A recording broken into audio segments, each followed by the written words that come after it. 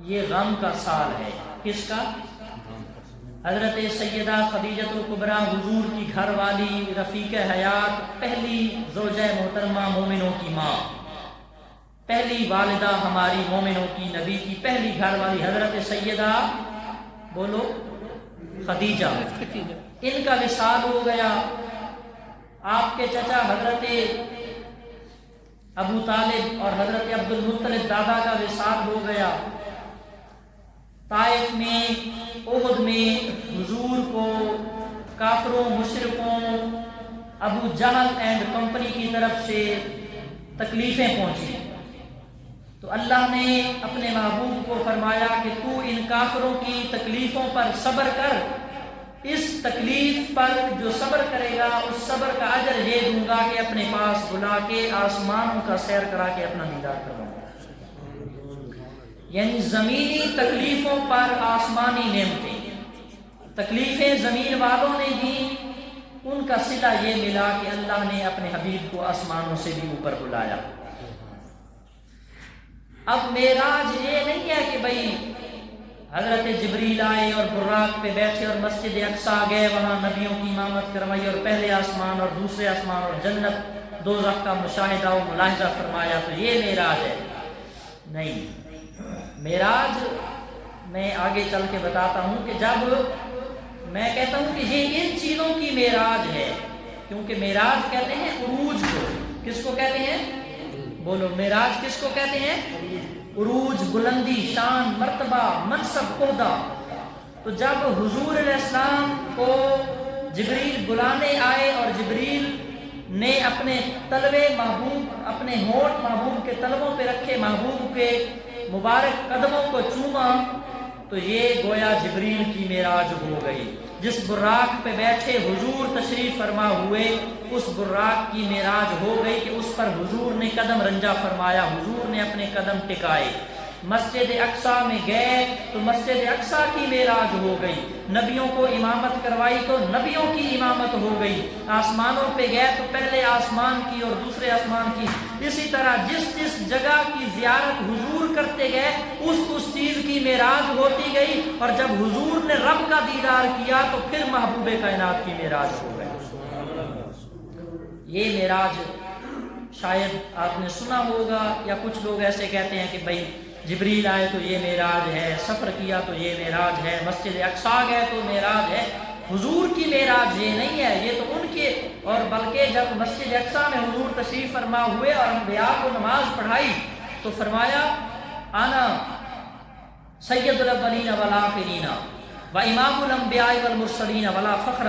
حضور علیہ السلام نے فرمایا کہ دیکھو میں تمام آدم کی اولاد کا سردار ہوں اور تمام انبیاء کا امام ہوں، ولا فخر، لیکن مجھے اس پر فخر نہیں ہے. حضرت ملا علی قاری، شارح صحیح بخاری شریف کی شرح لکھنے والے ملا علی قاری لکھتے ہیں کہ حضور نے فرمایا ولا فخر، بھئی میں نے نبیوں کی امامت کرائی لیکن مجھے اس پر فخر نہیں ہے. یہ جملہ حضور نے کیوں فرمایا؟ بات تو فخر والی ہے.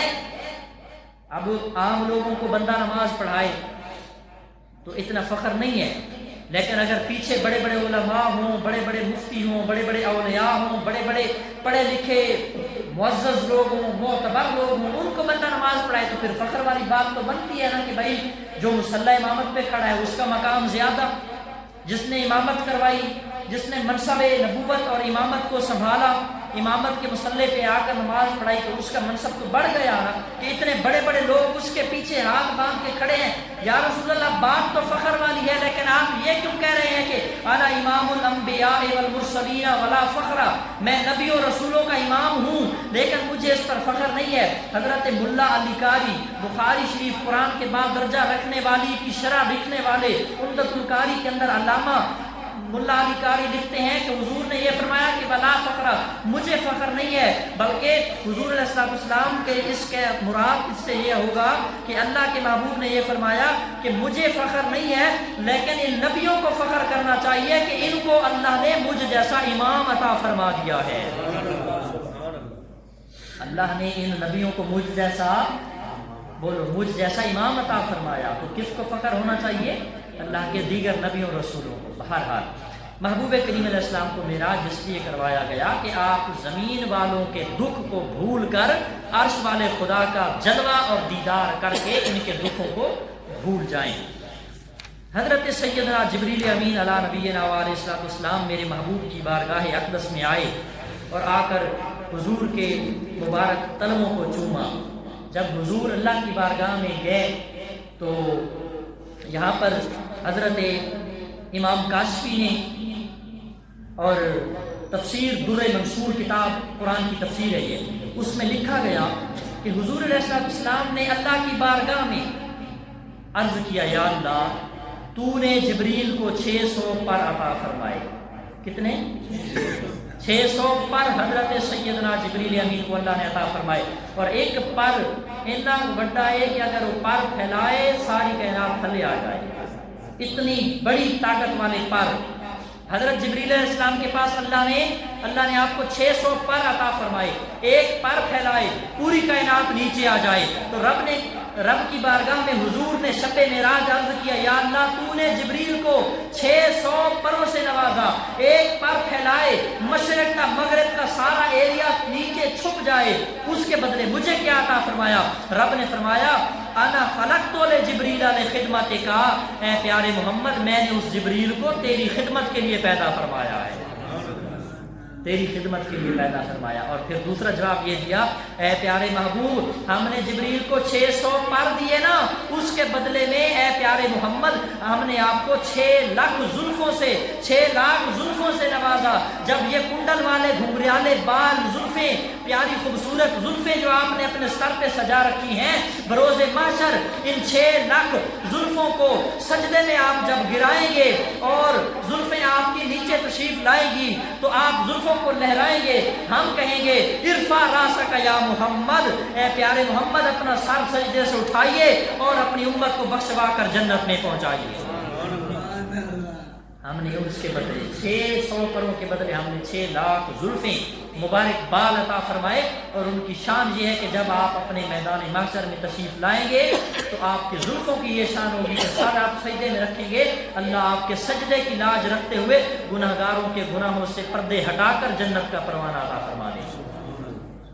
محبوب کریم صلی اللہ تعالی علیہ وسلم، رب کریم نے حضرت سیدنا جبریل امین اور اتنی حکمتیں ہیں اس کے اندر، اگر میں کسی ایک حکمت کو بھی بیان کروں نا کہ بھائی معراج کیوں کروایا گیا تو کئی جمعے اسی پہ گزر جائیں گے۔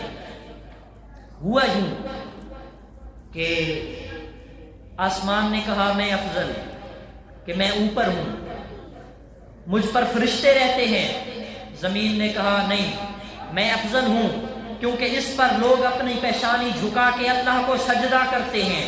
آسمان نے کہا مجھ پر سورج ہے جو پوری کائنات کو روشن کرتا ہے۔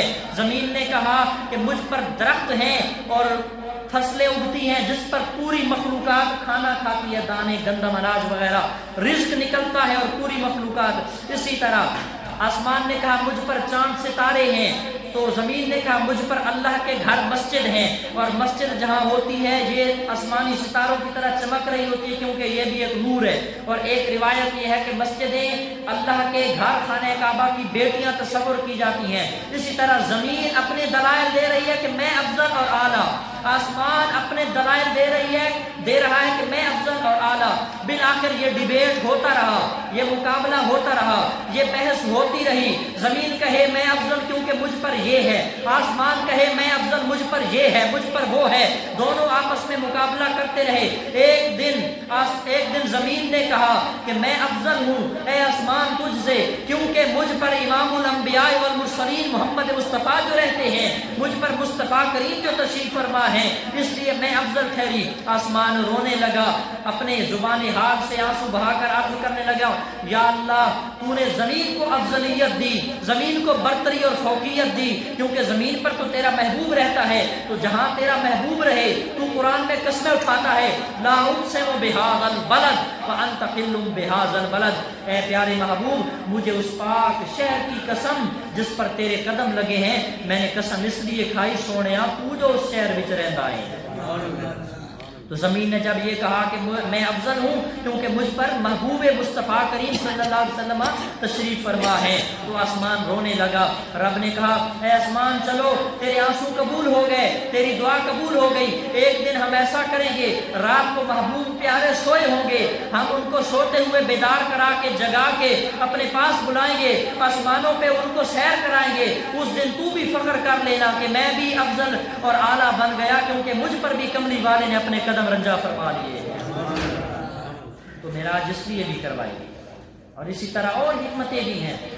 مسجد اقصی، فلسطین، بیت المقدس آج جو اسرائیلیوں کے قبضے میں ہے یا وہ قبضے میں لینا چاہتے ہیں، مل کر دعا کریں اللہ تعالیٰ مسجد اقصی ہمارے قبلہ اول کو آزادی نصیب فرمائے، اور مسجد اقصی کے ارد گرد جو لوگ رہتے ہیں فلسطین کے ایریا کو اللہ تعالیٰ آزادی کی نعمت سے مالا مال فرمائے۔ مسجد اقصی فلسطین میں، مسجد اقصی فلسطین میں جو بیت المقدس موجود، قبلہ اول موجود، اس نے اللہ سے دعا مانگی یا اللہ تیرے تقریباً سارے نبی تشریف لائے، کیونکہ قبلہ اول جو تھا پہلا، قبلہ اول پہلا کیا تھا؟ بول دے نہیں، مسجد اقصی جو فلسطین میں ہے، بیت المقدس، بیت المقدس بھی کہتے ہیں، مسجد اقصی پہلا قبلہ ہوتا تھا، تقریباً سارے نبی وہاں تشریف لے گئے جسمانی طور پر، سفر کے لحاظ سے یا کسی بھی حوالے سے۔ اور آگے چل کے وہ آئے گی اگلی آیت قرآن کا حصہ، الذی بارکنا، ہم نے جو مسجد اقصی کے ارد گرد برکتیں رکھی ہیں وہ برکتیں کیا ہیں میں آگے ڈیفائن کرتا ہوں۔ مسجد اقصی کے پاس، مسجد اقصی کے اندر، مسجد اقصی کے شہر فلسطین میں مختلف انبیاء جاتے رہے، تجارت کی غرض سے، سفر کی غرض سے، علم دین کی غرض سے، کچھ پیدا وہاں ہوئے، کچھ کے مزار وہاں بنے۔ تو مسجد اقصی نے دعا مانگی یا اللہ سارے نبیوں کو تو میں نے دیکھ لیا، پر ایک کائنات کا پیارا نبی عظمت والا سید الانبیاء تو میں نے نہیں دیکھا۔ اللہ نے کہا چل اے محبوب، آپ نے میرے پاس آنا تو ہے ہی، چل ذرا روٹ اینج کر لے کہ مسجد حرام کو چل تے مسجد اقصی پہنچ تاکہ مسجد اقصی دی دعا قبول ہوئے تے اس کو بھی اپنا دیدار کرا کے اس کو مشرف فرما دے۔ مسجد اقصی کو اللہ تعالیٰ نے حضور کے دیدار سے مشرف فرمایا، تو یہ مسجد اقصی کا معراج ہو گیا۔ اسی طرح اور بھی بہت ساری حکمتیں ہیں جن کے اندر ہم اگر بحث کرنا چاہیں تو جمعے کا ٹائم یہاں پہ ختم ہو جائے گا۔ حضرت سیدنا جبریل امین اللہ کی بارگاہ سے آئے، حضور کے قدموں کو چوما، جگایا، اور ایک روایت کے چھت کا سوراخ کیا۔ بھائی چھت کا سوراخ کیوں کیا؟ تاکہ پتہ چلے مکے والے منافقوں اور کافروں کو جو حضور کی شان میں زبانیں گندی کرتے رہتے ہیں، ان کو پتہ چل جائے کہ حضرت جبریل اوپر سے آئے ہیں، جے اوپر میں آیا اتوں نا، مینو رب نے بھیجا ہے، میں آیا اتوں کہ سرکار نے جانا نہیں اتنے ہی ادھر کو جانا ہے، اس واسطے چھت کا سوراخ کیا۔ حضرت جبریل امین علی نبینا علیہ السلام نے حضور کو بیدار فرمایا، حضور جاگے، معراج کی تیاری ہونے لگی، سرکار نے وضو فرمایا، وضو کے بعد حضور کو نورانی دستار دی گئی، امامہ عطا فرمایا گیا۔ ملا معین وائز کاشفی رحمۃ اللہ علیہ لکھتے ہیں کہ یہ دستار، یہ امامہ، یہ حضور کی پگڑی مبارک کوئی عام نہ تھی، حضرت آدم علیہ السلام کی پیدائش سے بھی 7000 سال پہلے اللہ نے نور سے پیدا فرمایا اسے۔ کتنا جی؟ بولو کتنا؟ 7000 سال پہلے اللہ نے اس امامے کو اپنے نور سے پیدا فرمایا، اور صرف پیدا فرما کے رکھ نہیں دیا بلکہ 40,000 فرشتوں کی ڈیوٹی لگائی کہ یہ میرے محبوب کا امامہ شب معراج حضور زیب تن کریں گے، اپنے جسم پہ سر پہ سجائیں گے اس امامے کو۔ 40,000 فرشتیاں کی ڈیوٹی لگا کے اللہ نے فرمایا اے فرشتوں اس امامے کا، اس دستار کا طواف کرتے رہو تاکہ تمہارے نور کی برکتیں اس میں آ جائیں اور میرا محبوب پہن کر میری بارگاہ میں آ جائے۔ 40,000 فرشتہ اللہ کے پیدا کردہ نور سے اس امامے کو جو حضرت آدم علی نبینا علیہ السلام کی مبارک پیدائش سے بھی 7000 سال پہلے پیدا فرمایا گیا۔ اب نبی پاک علیہ السلام نے وضو فرمایا، امامہ پہنا، امامہ پہن کر حضور براق پہ تشریف فرما ہوئے۔ براق یہ برق کی جمع ہے، کس کی جمع ہے؟ بولو کس کی جمع ہے؟ براق برق کی جمع ہے. اور برق قرآن سامنے ہے, آپ کھول کر دکھا سکتا ہوں میں آپ کو. برق کہتے ہیں آسمانی بجلی کو. کس کو؟ آسمانی بجلی کو, جو ایک لمحے کے لیے چمکتی ہے تو کائنات کا کتنا حصہ روشن کر دیتی ہے, اور اس کی تیزی اتنی ہوتی ہے کہ یہ جو ہماری لائٹ ہے, یہ جو بجلی ہے, اس وابڈا والی لائٹ سے, اس بجلی سے وہ لاکھوں درجے تیز اور زیادہ روشنی والی, زیادہ سپیڈ والی. تو اگر وہ آسمان پہ چمکے تو کروڑواں سیکنڈ نہیں, سیکنڈ کا کروڑواں حصہ پہنچنے میں, زمین پر پہنچنے میں اس کی دیر لگتی ہے. تو فرمایا برق ایک بجلی, براق کئی بجلیاں, یعنی ایسی سواری جو آسمانی بجلیوں, ہزاروں بجلیوں سے بھی بڑھ کر عزت اور رفتار میں, چمک میں زیادہ. براق سواری جس پر حضور کو بٹھایا گیا. سرکار براق پہ تشریف فرما ہوئے تو براق کودنے لگا, کانپنے لگا. تو جبریل نے پوچھا براق کیوں کانپتا ہے, کودتا کیوں, اچھلتا کیوں ہے؟ براق نے کہا میں ناز کرتا ہوں, میں فخر کرتا ہوں, مجھے آج فخر ہے کہ مجھ پر امام الانبیاء تشریف فرما ہوئے. مجھ پر آج امام الانبیاء سید الانبیاء والمرسلین تشریف فرما ہے, اس وجہ سے میں فخر کر رہا ہوں. اللہ کے محبوب کریم صلی اللہ علیہ وسلم, ایک روایت کہ براق پہ تشریف فرما ہوئے تو آپ کی آنکھوں سے آنسو آئے, آپ کی آنکھوں سے, چشمان مقدس سے آنسو آئے. تو جبریل نے پوچھا یا رسول اللہ آنکھوں سے آنسو کیوں آئے؟ تو خوشی کی رات ہے, عزتوں, عظمتوں, بلندیوں, مقام اور مرتبہ شان اور وجاہت کی رات ہے, تو آنکھوں سے آنسو کیوں آ رہے ہیں؟ حضور نے فرمایا آج میں براق پہ سوار ہو کر بلند مقام ایون کہ اللہ کی بارگاہ تک جا پہنچوں گا. کل پل صراط پر میری امت کیسے گزرے گی, اور میری امت کا کیا بنے گا, میری امت کا کیا بنے گا؟ تو حضرت جبریل نے رب کی بارگاہ میں عرض کی. اللہ نے فرمایا جبریل میرے نبی کو پیغام دے دو اور کہہ دو اے پیارے محمد غمگین نہ ہو, پریشان نہ ہو, قیامت کا دن ہوگا. آپ کو جو اللہ نے, حضرت جبریل کو جو اللہ نے, رب نے پیغام دیا کہ محبوب کو پیغام دیں کہ پیارے محبوب رنجیدہ خاطر نہ ہو, دل نہ ڈرائیں, روئے نہ, پریشان نہ ہو. اے جبریل میں نے جو تمہیں 600 پر دیے ہیں, یہ پر اسی لیے تو ہیں خلقت لجبریل خدمت کا, میں نے جبریل کو آپ اور آپ کی امت کی خدمت کے لیے پیدا کیا. اگر آپ کے امتی آپ کے وفادار اور تابعدار رہیں گے, میں پر بچھاؤں گا, آپ کی امت پر سے گزر کر پل صراط کراس کر کے جنت میں نصیب لے جائے گی. اے جبریل اپنے محبوب کو بتا دو کہ میں نے جو تمہیں 600 پر دیے ہیں یہ اسی لیے ہیں کہ کل بروز محشر جس دن امت کو ضرورت ہوگی میں اپنے پر بچھاؤں گا اور امت محمدیہ صلی اللہ علیہ وسلم ان پر سے گزر کر اللہ کی بارگاہ میں جنتوں تک پہنچا دی جائے گی. میرے محبوب کریم صلی اللہ تعالی علیہ وسلم آپ براق پہ تشریف فرما ہوئے. براق سواری, برق کی جمع, ہزاروں نہیں لاکھوں بجلیاں, بجلی کا ایک بٹن یہاں سے آپ آن کریں, ہزاروں کلومیٹر تک ایک لمحے میں پہنچ جاتی ہے, جتنا دور وابڈا کا کنیکشن ہو. اب ہمارے میاں والی کی بجلی بھی فیصل آباد سے جاتی ہے, تو فیصل آباد سے چلاتے ہیں تو 1 سیکنڈ میں میاں والی پہنچ جاتی ہے, بند کرتے ہیں تو 1 سیکنڈ میں بند ہو جاتی ہے. یہ عام بجلی ہے, انسانوں کی بنائی ہوئی بجلی ہے. لیکن وہ بجلی آسمانی بجلی, برق آسمانی بجلی کو کہتے ہیں. صرف برق نہیں, براق, ہزاروں اور لاکھوں بجلیاں اس براق کے اندر, اتنی تیز رفتار سواری. میرے محبوب علیہ السلام فرماتے ہیں اس براق سواری کی تیز رفتاری کا یہ عالم تھا جہاں اس کی نگاہ جاتی تھی وہاں اس کا پہلا قدم پڑتا تھا. انسان کی حد نگاہ کی رینج کتنی ہے؟ اگر موسم صاف ہو, سامنے کوئی آگ نہ ہو تو یہاں کھڑے ہو کر آپ احمد جمال مل تک دیکھ سکتے ہیں, کمال تک, بلکہ گوہر تک آپ دیکھ سکتے ہیں. اسی طرح ادھر بھی دیکھ سکتے ہیں, ادھر بھی ہر طرف دیکھ سکتے ہیں. اگر موسم ابر آلود مطلع صاف ہو, درمیان میں بلڈنگ اور درخت نہ ہو, تو انسان کی کئی کلومیٹر تک بندہ نگاہ دیکھ سکتا ہے. اوپر دیکھیں تو سینکڑوں کلومیٹر تک اوپر جا رہی ہے. یہ انسان کی نگاہ ہے. اور بجلی اس سے بھی زیادہ تھی. اور براق کی نگاہ جہاں جاتی تھی وہاں اس کا پہلا قدم ٹکتا تھا. میرے محبوب تشریف فرما ہوئے بیت الحرام سے مسجد مسجد حرام خانہ کعبہ کے پاس سے براق میں تشریف فرما ہوئے ایک لمحے کے اندر دور دراز مکہ سے آگے ایک سرخ ٹیلا نظر آیا. اس ٹیلے کے ساتھ حضرت سیدنا موسیٰ نبینا علیہ السلام کی قبر انور. کن کی؟ حضرت سیدنا موسیٰ نبینا علیہ السلام کی قبر انور پر جب گزر ہوا میرے نبی کا، سرکار نے دیکھا سرخ ٹیلا ساتھ حضرت موسیٰ کی قبر. حضور نے براق رکوایا، سواری رکوائی. جبریل میں نے یہاں رکنا ہے. یا رسول اللہ کیوں؟ اے جبریل یہاں حضرت موسیٰ کی قبر ہے. موسیٰ علیہ السلام کی قبر پر تشریف لائے حضور، قدم رنجا نیچے فرمایا. سرکار فرماتے ہیں بخاری شریف، مسلم شریف، مسند امام احمد بن حنبل حوالے ساتھ رکھے ہوئے ہیں. حضور نے فرمایا انی نظرت الی قبر موسیٰ فرأیت وہو قائم یصلی.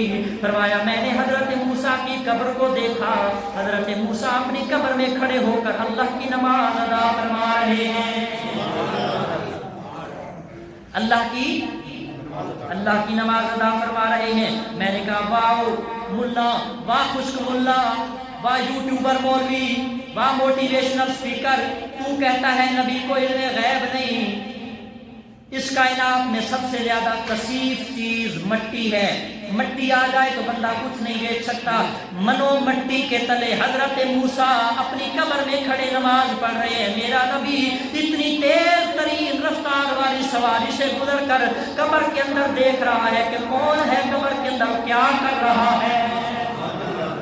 اگر کوئی رسول پور کا نبی کا عاشق نبی کی ذات پر درود پاک پڑھتا ہے، درود و سلام محبت سے پڑھتا ہے، میں یقین کے ساتھ کہتا ہوں میرا نبی گنبد خضرا میں بیٹھ کر اس کا نام بھی جانتا ہوگا، اس کے اعمال کو بھی جانتا ہوگا.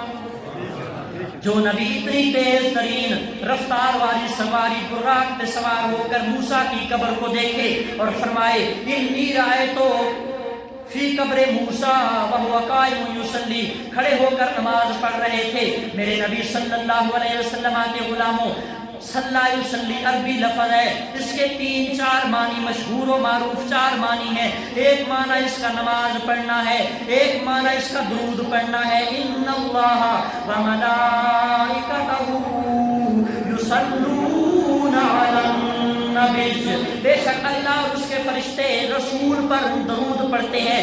ایک معنی تو یہ بنتا ہے کہ نماز پڑھنا، ایک معنی یہ بنتا ہے کہ درود و سلام پڑھنا. عشق میرا یہ کہتا ہے، حضرت موسیٰ نے کہا ہوگا سونیا جدوں تہاڈی سواری گزرے ساڈے علاقے چوں، تسی ساڈے ایریا چوں گزر کے جاؤ، اسی قبراں چ ستے رہیے، گل بنتی نہیں. تسی جدوں ساڈے کولوں گزرو گے اسی اٹھ کے کھڑے ہو کر ہاتھ بن کے تہاڈی ذات تے درود و سلام پڑھا گے.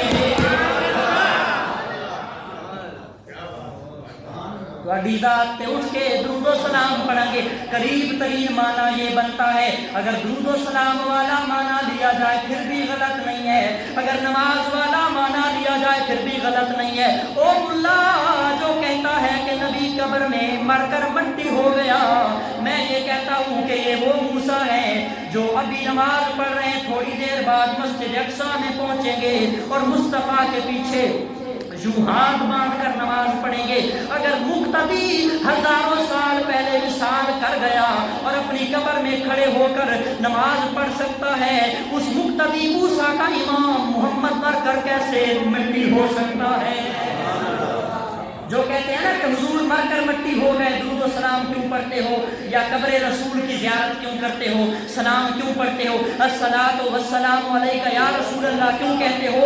ان خشک اللہ کو جواب دیا کرو کہ اگر موسیٰ ہزاروں سال پہلے وصال کر جائے، وہ حضور کے آنے پر زندہ ہو کر کھڑے ہو کر قبر میں نماز پڑھ سکتے ہیں، تو موسیٰ تو وہ ہے جو فلسطین مسجد اقصیٰ میں ہاتھ باندھ کر مصطفیٰ کے پیچھے مقتدی بن کر تابع دار بن کر کھڑے ہیں. اگر مقتدی کی زندگی کا یہ عالم ہے، ان کے امام کی زندگی کا عالم کیا ہوگا؟ حضرت موسیٰ حضور رکے، براق سواری روکی، جبریل سے کہا روکو، رکوائی، نیچے تشریف لائے اور حضرت موسیٰ کی قبر پر سلام کیا اور ساتھ قبلہ کی طرف رخ کر کے قبر کے ساتھ ایک سائڈ پر 2 رکعت ادا کیے. قیامت تک کے لوگوں کو بتا دیا کہ جہاں اللہ والوں کی قبر ہو اللہ والا، اللہ والا ہو، نیک بندہ ہو، اللہ والوں کی قبروں پر جانا سنت محمدیہ ہے۔ جہاں اللہ والے کی قبر ہو وہاں جا کر سلام کرنا محمد مصطفیٰ کی سنت ہے، اور وہاں جا کر نماز پڑھنا بھی مصطفیٰ کی سنت ہے۔ کہ کل کو کوئی یہ نہ سمجھے، بدعت کا فتویٰ نہ دے دے، شرک کا فتویٰ نہ دے دے، یوٹیوب پر، فیس بک، واٹس ایپ پہ آ کر تقریریں ڈاؤن لوڈ کر کے لوگوں کو سنا کر، اپلوڈ کر کے لوگوں کا عقیدہ اور نوجوان نسل کو امت محمدیہ کے سینوں سے اللہ والوں اور ولیوں کا عشق اور پیار چھیننے والے لوگ موجود ہوں گے۔ ان تک یہ پیغام جانا چاہیے کہ قبر موسیٰ کے پاس کھڑے ہو کر سلام بھی کیا، 2 نفل بھی پڑھے، اور امت کو بتایا کہ میں رب کی بارگاہ میں پہلے جاؤں، اس سے پہلے کہ میں رب کی بارگاہ میں جاؤں پہلے یہ عقیدہ دے دوں کہ جہاں اللہ والے کی مزار ہوتی ہے وہاں رب کی تجلیاں ہوتی ہیں، وہاں نماز بھی پڑھنی چاہیے، دعا بھی مانگنی چاہیے۔ تو پتہ چلا کہ اللہ والوں کی، ولیوں کی مزار پہ یا نبیوں کے مزار پہ جانا، نفل پڑھنا اور دعا مانگنا کس کی سنت ہے؟ بولو میرے محبوب کریم صلی اللہ تعالیٰ علیہ وسلم۔ سفر کا اگلا مرحلہ، براق پہ سوار ہوئے نفل پڑھنے کے بعد، اب یہاں سے کئی باتیں پتہ چلی۔ اللہ کا نبی دنیا سے وصال کرنے کے بعد قبروں میں بھی زندہ ہوتا ہے۔ بخاری شریف میرے پاس پڑھی ہے، اللہ کے محبوب کا فرمان اسی بخاری میں لکھا ہوا ہے۔ حضور فرماتے ہیں فَنَبِيُّ اللَّهِ حَيٌّ يُرْزَقُ، اللہ کا نبی اپنی قبروں میں زندہ ہوتا ہے، انہیں رزق بھی دیا جاتا ہے اللہ کی عطا کردہ طاقت سے، جب مرضی، جیسے مرضی، جہاں مرضی آ بھی سکتا ہے، جا کتنے رہتے ہو تسی؟ آ بھی سکتا ہے، جا بھی سکتا ہے، زندہ ہے، اور انہیں رزق بھی دیا جاتا ہے۔ ایک عقیدہ یہ، اللہ کا نبی قبر میں زندہ ہوتا ہے۔ دوسرا میسج یہ ہے کہ اللہ کا نبی تو وہ ہوتا ہے جو قبر میں بھی اللہ کی نماز، اللہ کی بندگی نہیں چھوڑتا۔ تو کیسا امتی ہے کہ تو زندہ ہو کر بھی نماز نہیں پڑھتا؟ نبی تو قبر میں جا کر بھی نمازیں ادا کر رہا ہے، تو مسجد میں نماز نہیں پڑھنے آتا۔ دوسری بات مسئلہ یہ، تیسرا یہ ہے کہ کوئی پردے، کوئی مٹی وغیرہ، منو مٹی کے نیچے بھی مصطفیٰ کریم ایسے دیکھتے ہیں جس طرح دن کے اجالے میں بندہ اپنے ہاتھ کی ہتھیلی کو دیکھتا ہے۔ حضور کے سامنے کوئی پردے کثیف نہیں رہتے بلکہ ساری چیزیں لطیف بن جاتی ہیں۔ اور حضرت ملا کاشفی اور علامہ اسماعیل حقی نے تفسیر روح البیان قرآن کی تفسیر سامنے رکھی ہوئی ہے، انہوں نے تو یہاں تک لکھا ہے کہ جہاں اللہ والے کا مزار ہوتا ہے وہاں پر جو دعا مانگی جائے وہ دعا قبول ہوتی ہے، کیونکہ رب نے قرآن میں فرمایا وَاتَّخِذُوا مِن مَّقَامِ إِبْرَاهِيمَ مُصَلًّى، کہ جہاں ابراہیم کے قدم لگے عمرہ کرنے والے، حج کرنے والے وہیں جا کر نفل پڑھیں گے تو نفل قبول کیے جائیں گے۔ حضرات محترم، اللہ رب العزت نے اپنے پیارے حبیب کو عروج عطا فرمایا۔ حضرت موسیٰ کی قبر سے آگے چلے، سفر شروع فرمایا۔ اب بہت ساری چیزیں چھوڑ کر، سکپ کر کے، کیونکہ وقت ختم ہونے لگا ہے، نبی پاک علیہ السلام کی سواری مسجد اقصیٰ، بیت المقدس فلسطین میں پہنچی۔ ایک لمحے کے اندر رات کا ٹائم، تمام کے تمام انبیاء کرام، 1,40,000 کم و بیش انبیاء کرام، حضرت سیدنا آدم علیہ نبی علیہ السلام، آدم صفی اللہ سے لے کر عیسیٰ روح اللہ تک آئے ہوئے ہیں، جناب محمد رسول اللہ کا استقبال فرما رہے ہیں۔ حضرت آدم علیہ نبی علیہ السلام نے مصافحہ فرمایا، مرحبا کہا، ویلکم کہا، خوش آمدید کہا، اور کہا یا مرحبا بابن الصالح و یا اخ الصالح، اے نبی بھائی، اے پیارا بیٹا محمد، السلام علیکم، مرحبا، خوش آمدید، ویلکم کہتے ہیں۔ جب بات چیت ہوئی، گفتگو ہوئی، ملاقات ہوئی، حضرت آدم کے بعد حضرت نوح علیہ السلام سے، حضرت ابراہیم علیہ السلام سے، حضرت سیدنا شعیب علیہ السلام سے، حضرت سیدنا ادریس علیہ السلام سے، حضرت اسماعیل علیہ السلام سے میں باتیں ساری ختم کر کے چھوڑ کے، کیونکہ پچھلا جمعہ بھی معراج پہ، یہ جمعہ بھی معراج پہ، انشاءاللہ زندہ رہ گیا تو اگلا جمعہ بھی معراج، حضور کا معراج بیان کیا جائے گا۔ حضور نے مختلف انبیاء کرام سے ملاقاتیں فرمائیں، گفتگو فرمائی۔ سب سے پہلے سٹیج دیا گیا حضرت آدم صفی اللہ کو، وحمد اللہ واثنى علیہ النبی، حضرت آدم نے پہلے رب کی حمد و ثنا بیان کی۔ رب کی حمد و ثنا بیان کرنے کے بعد پیارے محمد کی تعریفوں کا چیپٹر کھول دیا۔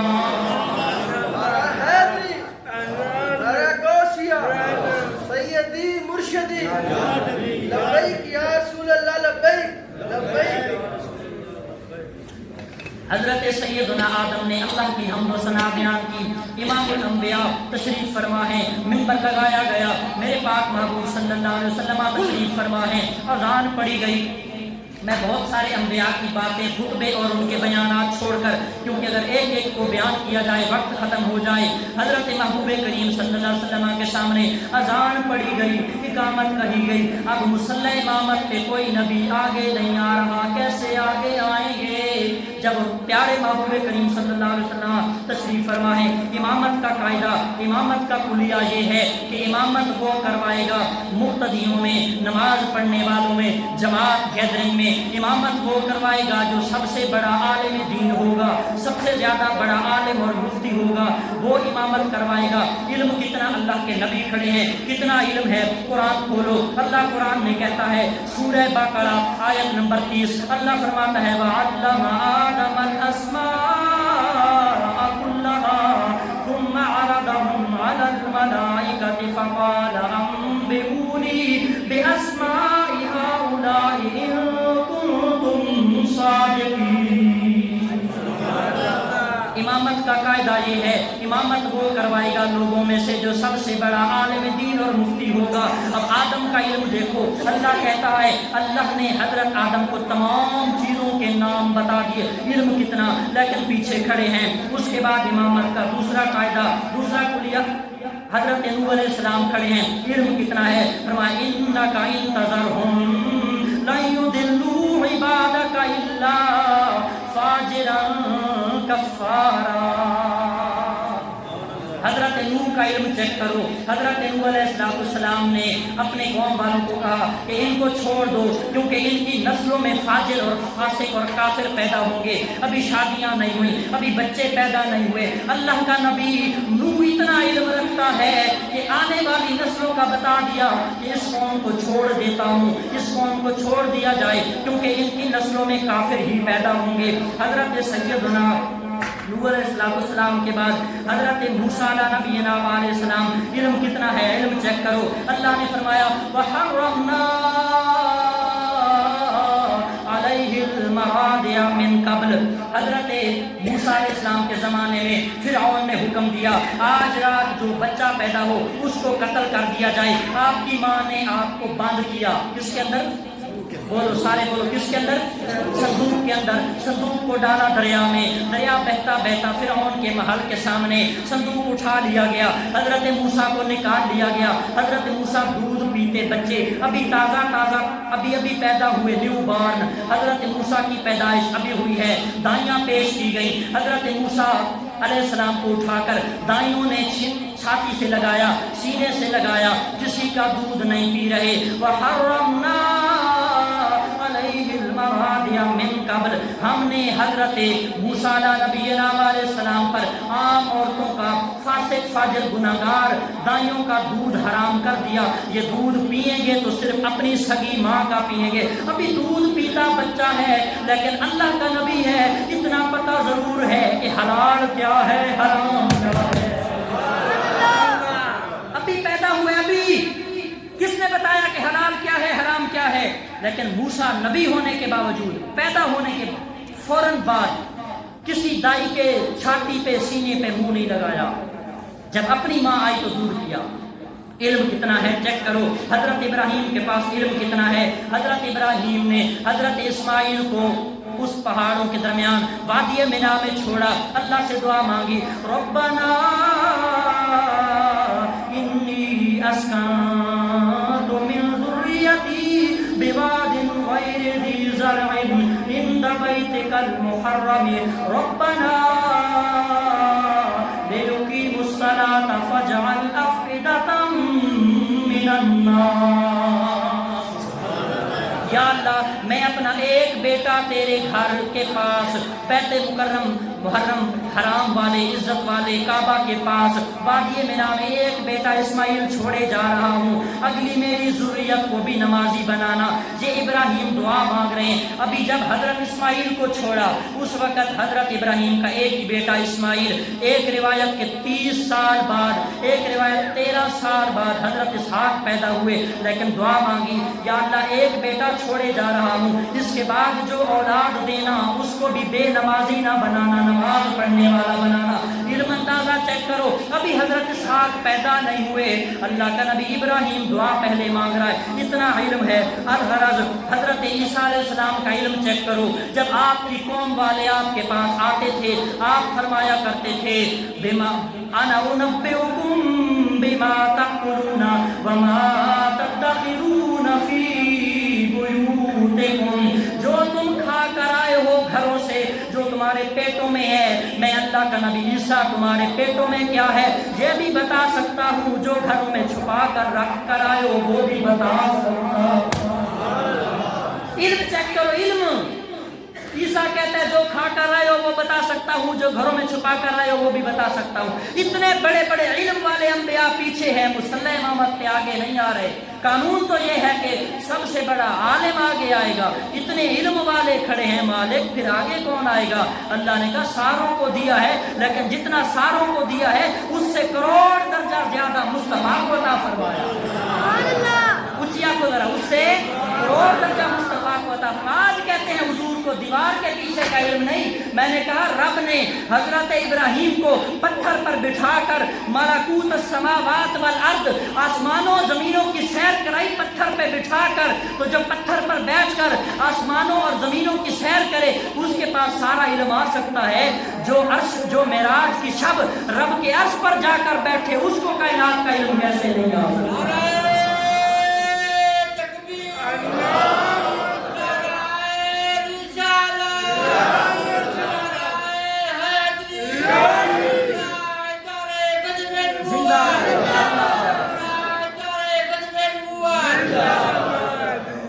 امامت کا قاعدہ یہ ہے کہ سب سے پہلے وہ امامت کروائے گا جو بڑا عالم دین ہوگا۔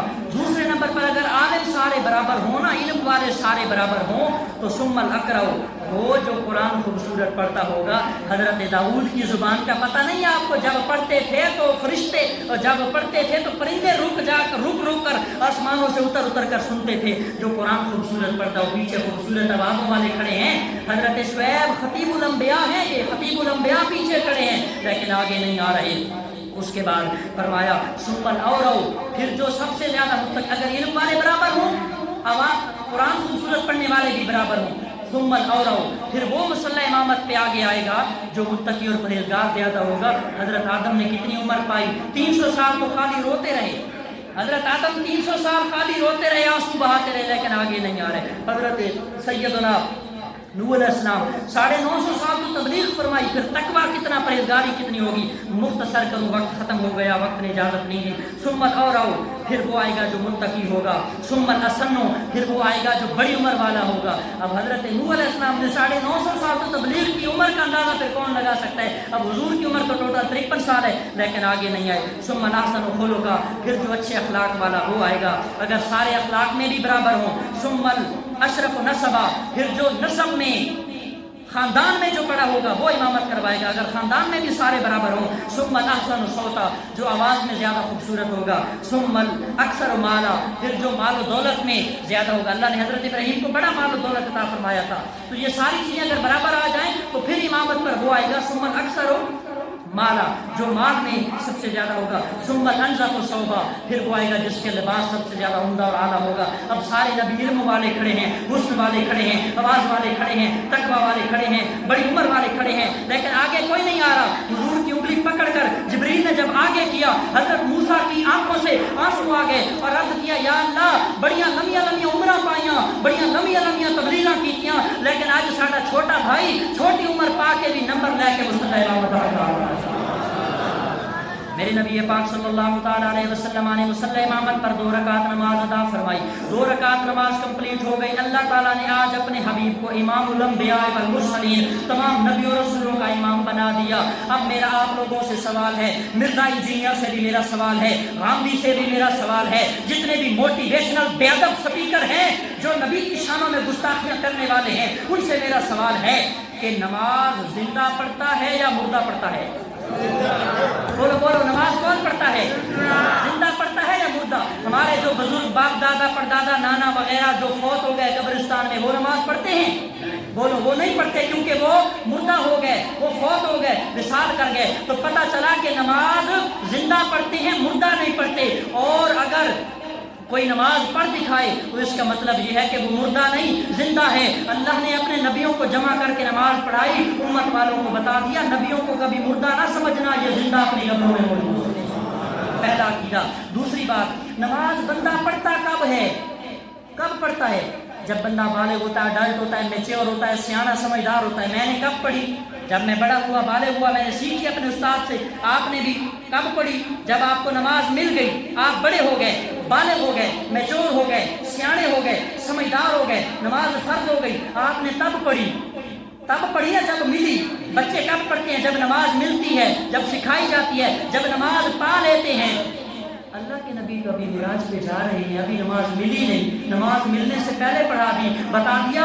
امتی اور نبی کا فرق یہ ہوتا ہے کہ امتی وہ ہوتا ہے جو نماز ملنے, نماز فرض ہونے, نماز سیکھنے کے بعد پڑھے گا. وہ امتی ہوگا جو نماز فرض ہونے سے بھی پہلے پڑھے یا پڑھائے گا, وہ امتی نہیں نبی ہوگا, وہ نبی ہوتا ہے. امتی اور نبی کا فرق یہ ہے کہ نماز ملنے سے بھی پہلے, پانے سے بھی پہلے, سیکھنے سے بھی پہلے, فرض ہونے سے بھی جو پہلے پڑھ لے وہ نبی ہوتا ہے. جو فرض ہونے کے بعد پڑھے وہ امتی ہوتا ہے. ابھی نماز ملی نہیں ہے, حضور نے پہلے پڑھا دی, لوگوں کو بتا دیا کہ نبی اللہ کا جو ہوتا ہے وہ کبھی بھی امتی اور نبی کا جوڑ. ہاں, جنہوں نے اپنی کتابوں میں لکھا ہے بے ادب لوگوں نے کہ نبی ہمارے بڑے بھائی جیسے ہماری طرح کھاتے پیتے چلتے پھرتے تھے, اور ہمارے بڑے بھائیوں جیسے. اب نعوذ باللہ انہوں نے کہا ہوا ہے کہ بھائی مر کر مٹی ہو گئے. اب مر کر مٹی ہو گئے تو پھر مسجد اقصیٰ میں کون ہے؟ کوئی اس حصے کا انکار کرنے والا تو بندہ کافر ہے. اب سارے نبی آئے ہوئے ہیں, اس وقت تو پوسٹر نہیں ہے, موبائل نہیں ہے, واٹس ایپ نہیں ہے, فیس بک نہیں ہے, کوئی ٹویٹر, کوئی انتظام نہیں ہے, کوئی پرچار نہیں, کوئی اشتہار نہیں, کوئی اناؤنسمنٹ نہیں, کوئی اعلان نہیں, کوئی تبلیغ نہیں. نبیوں کو بتایا کس نے؟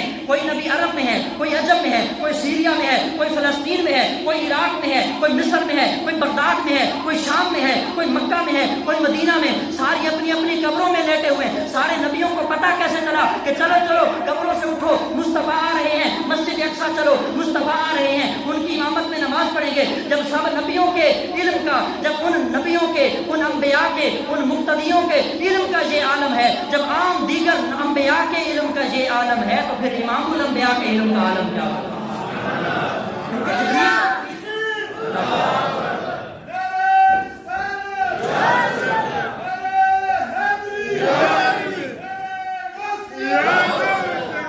حضرات محترم, اب سنیے ذرا غور کے ساتھ. وقت اگرچہ ختم ہو گیا, لیکن بات پوائنٹ کی, ویلڈ پوائنٹ یہ ہے کہ نبی اپنی اپنی قبروں میں لیٹے ہوئے ہیں, جبریل حضور کے ساتھ ہیں. نبیوں کو کس نے بتایا؟ کیسے پتہ چلا؟ اپنی قبروں میں لیٹے ہیں, مسجد اقصیٰ چلو چلو مصطفیٰ آ رہے ہیں, ان کے پیچھے نماز پڑھیں گے. پتہ چلا اللہ اپنے نبیوں کو غیب کا علم دیتا ہے. یہ جب مرضی, جہاں مرضی, جیسے مرضی, جب جائیں آئیں چاہیں جا بھی سکتے ہیں, اللہ کی عطا کردہ طاقت سے آ بھی سکتے ہیں. محبوب کریم علیہ السلام نے نماز پڑھائی, اور نماز کے بعد پھر سفر کا اگلا دوسرا سٹیپ شروع ہوا, جو سفر پھر آسمانوں کا سفر ہے. زندگی نے ساتھ دیا, تو انشاءاللہ اسی کو آگے کنٹینیو کریں گے. آپ سے گزارش ہے کہ آپ جو تشریف لاتے ہیں وقت پر تشریف لایا کریں. اللہ کے محبوب کا سفر معراج یہ ایسا سفر ہے کہ ہمارے بزرگ فرماتے ہیں کہ حضور کے سارے سفر, حضور کا ہر ایک معجزہ کمال والا ہے, لیکن دو سفر, ایک سفر کا نور سے بشر کا لباس پہن کر نیچے تشریف لانا, اور ایک سفر ہے بشر کا لباس اتار کر نور کا لباس پہن کر اوپر دوبارہ خدا کے پاس جانا. پہلے سفر جو نور سے بشری لباس پہن کر انسانی لباس پہن کر آئے, اس سفر کا نام سفر میلاد ہے. اور جب بشر کا لباس اتار کر نور کا لباس پہن کر اوپر گئے, اس سفر کا نام سفر معراج ہے. سنی وہی ہوتا ہے جو سفر میلاد بھی گج وج کے مناتا ہے, سفر معراج بھی گج وج کے مناتا ہے.